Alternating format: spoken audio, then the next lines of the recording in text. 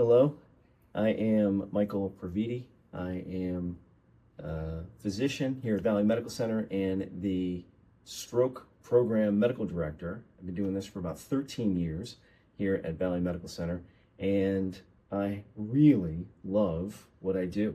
And I want to make sure that you all don't have a stroke, and if you're having one, that you don't get disabled from a stroke. So here in South King County, we have one of the highest national rates of high blood pressure, which is the #1 cause of stroke worldwide. And stroke is the #2 killer worldwide, and it is the #1 cause of disability in the United States. So, how do we prevent stroke from happening? Well, some of this is just grandmother advice. Prioritize 7 to 8 hours of sleep every night. Eat healthy foods, which really means stuff that goes bad around the edges in the supermarket, not the stuff in packages in the middle.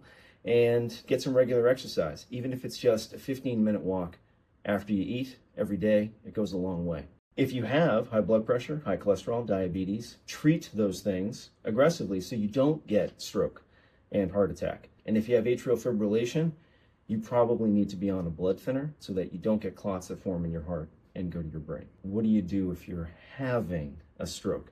Well, this is where every minute matters. And as some examples, when you're having a stroke, every minute about 2 million brain cells die, which is about 7 to 8 miles of nerve connections. And every hour that a stroke is happening, your brain gets older by about 3.5 years. If you get to us within an hour of it starting, we've got about a 1 in 3 chance of you not getting disabled. So this means you have to know what stroke looks like, and you have to call 911 when it happens. So what does stroke look like? All right, so we have a mnemonic that catches about 96% of strokes.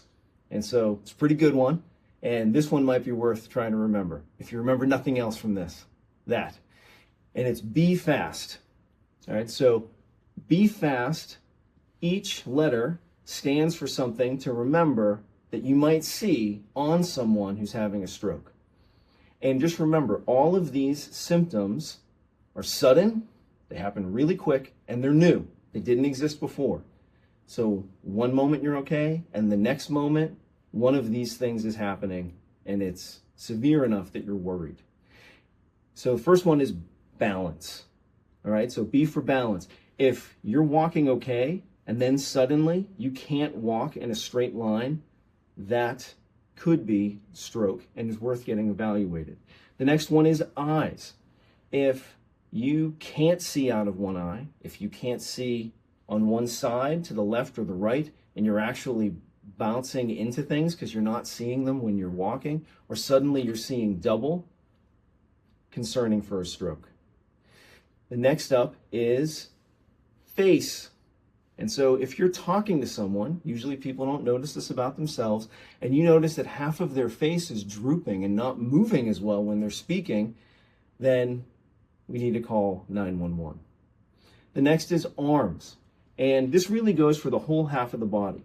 If half of the body is suddenly weak or numb, a red flag has to go up that this could be stroke. And one way to check is to ask someone if you think that something could be going on, or check it on yourself. Lift up both of your arms. And if one of them just can't stay up, well, that's pretty concerning, right? And if you can't move it at all, obviously, you're gonna call 911.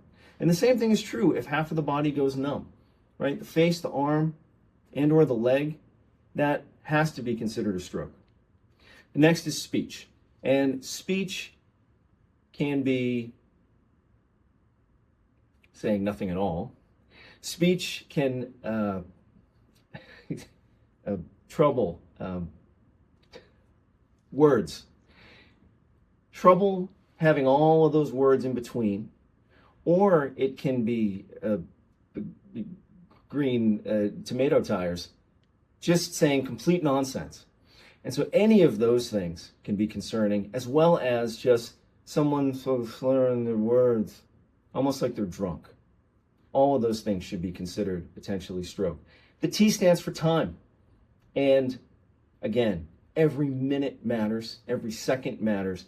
Call 911. Don't drive yourself into the emergency room. Don't call your neighbor and ask them to come and see if something might be wrong and then have them take you. Just call 911 or call 911 on whoever it is that you're worried about. The worst thing is to not come in and end up with a permanent disability.